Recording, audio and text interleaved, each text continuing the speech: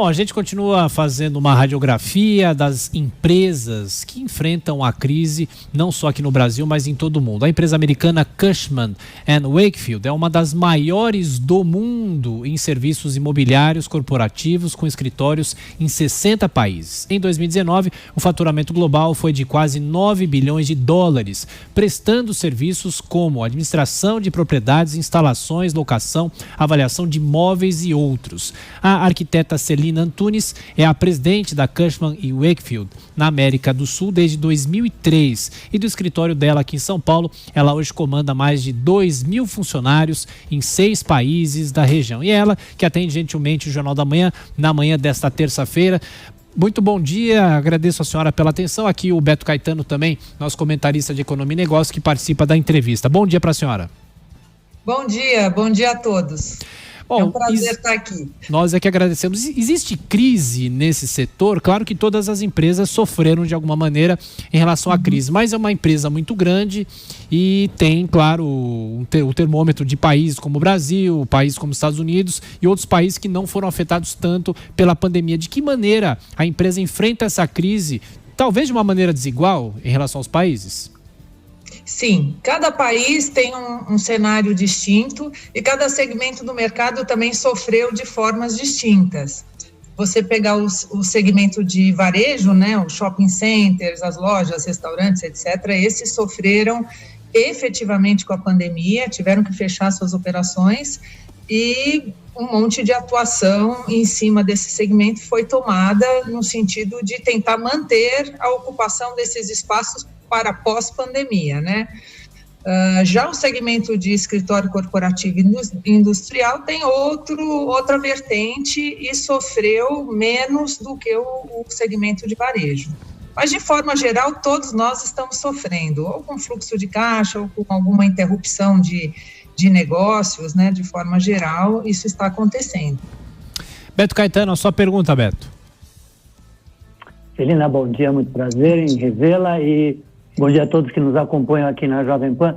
Celina, vocês administram muitos imóveis em que os ocupantes, né, as pessoas que trabalhavam, por exemplo, nos escritórios, estão em casa, né? Exatamente. Como é que está essa situação e como é que vocês estão prevendo a volta dessas pessoas a ocupar esses escritórios e essas salas? Olha, a situação continua a mesma. A grande maioria está fazendo home office, né, trabalho remoto, e os escritórios estão praticamente vazios. Dentro dos prédios, nós tivemos que trocar na área administrativa todo o manuseio de limpeza, de cuidados com o condomínio, mesmo eles estando vazios, porque existe pessoas entrando e saindo dos prédios, muito menos do que antigamente, mas ainda existe. Então, o cuidado com a segurança, com a asepsia dos imóveis está muito grande. No retorno, nós andamos fazendo pesquisa com os ocupantes, grandes ocupantes, nós trabalhamos na prestação de serviços com esses ocupantes, tanto na área de transações quanto na área de serviços, e fizemos uma pesquisa abrangente sobre como as empresas vão ocupar esses espaços pós-pandemia. A grande maioria está gostando do modelo de home office, 40 e poucos % dessas empresas nunca tinham trabalhado com modelo remoto, passaram a trabalhar e estão olhando com uma forma diferente esse formato de trabalho. Então, o pós-pandemia, a primeira coisa que vai acontecer é que as empresas não vão poder mandar todo mundo de volta para o escritório. Por quê? Os escritórios em São Paulo, no Brasil, de forma geral, são super adensados. Muito mais adensados que os escritórios em países mais desenvolvidos, como Estados Unidos, Europa e etc. Esse adensamento no momento de pandemia é péssimo. Então, todos nós, de alguma forma, vamos ter que rever o layout do escritório e tentar espaçar um pouco mais a distância entre pessoas nos escritórios. Você lembra que já há muitos anos os escritórios foram abertos, as salas fechadas caíram, não existe mais. Todos trabalham em espaço aberto, com ar-condicionado e um muito próximo ao outro. Então, essa reformulação do layout, ela vai levar um tempo mais longo para acontecer. Então, num primeiro momento, as empresas vão ter que se planejar para voltarem ao trabalho em etapas, ou fazendo rodízios de funcionários para que a distância entre os funcionários seja amplificada, caso contrário não há como voltar, porque nós não estamos falando, pelo menos até o momento, de voltar ao trabalho tendo curado essa pandemia, com a vacina já funcionando, todo mundo vacinado. Depois que a vacina vier e realmente todos acharem que uma crise epidêmica dessa não vai ocorrer, pode ser até que os escritórios permaneçam como estão, mas nós não acreditamos nisso.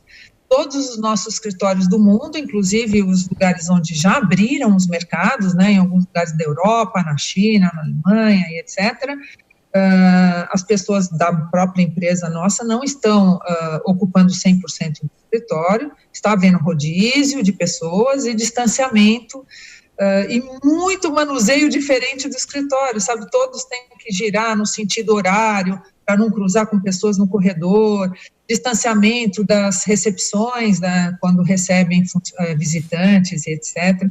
Então, existe uma mudança de ocupação de espaço, sim. E quais informações que a senhora tem em relação à questão dos inquilinos, dos proprietários? Há muita renegociação de contratos de aluguel? Como é que as pessoas estão mais maleáveis para aceitar, por exemplo, um proprietário aceitar a redução de um valor de aluguel, por exemplo?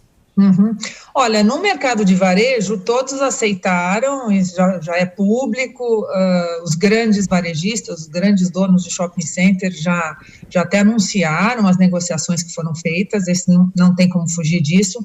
Agora, no mercado de logística e escritórios corporativos, que é o nosso, isso está variando muito de proprietário para inquilino, são negociações uma a uma, e os proprietários estão cedendo quando eles percebem que a empresa daquele inquilino realmente está sofrendo e não vai conseguir pagar o aluguel.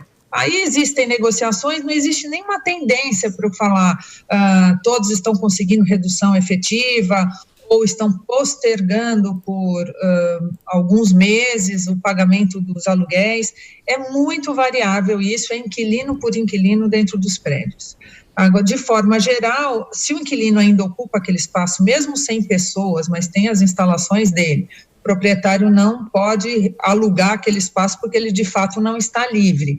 Então, é mais nesse sentido, o proprietário entender, de fato, como está a situação econômica daquela empresa e, em função disso, ele pode ceder mais ou menos na questão de renegociação. Agora, a tentativa de renegociação é geral, realmente é geral. E só para a gente fechar, o Beto Caetano faz a última pergunta. Beto. Celina, com isso, os preços mudaram nesse mercado, no mercado dos imóveis comerciais? Nós estamos falando de um patamar inferior de preços em relação ao que estava antes, ou não?